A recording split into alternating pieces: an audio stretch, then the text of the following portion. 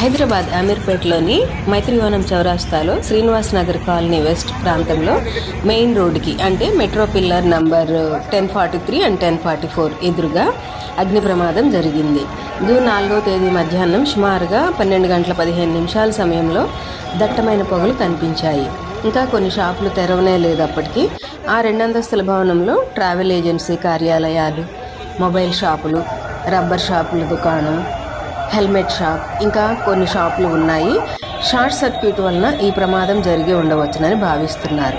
ప్రాణ నష్టం జరగలేదు. సమయానికి ఫైర్ ఇంజన్లు వచ్చి 2-3 గంటల పాటు శ్రమించి మంటలను ఆర్పగలిగారు. జలమండలి ట్యాంకర్లు వెంటనే నీరు అందించగలిగాయి.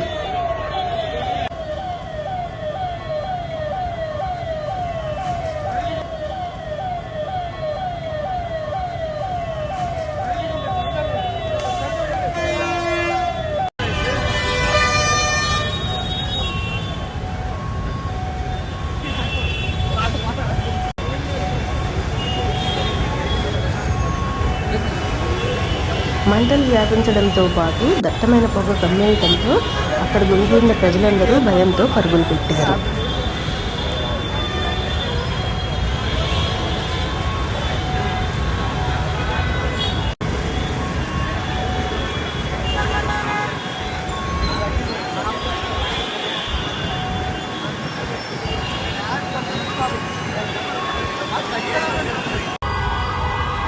మైత్రివనంకి ఎస్ఆర్ నగర్కి మధ్యలో ఈ ప్రమాదం జరగటం వలన ట్రాఫిక్కి అంతరాయం ఏర్పడింది.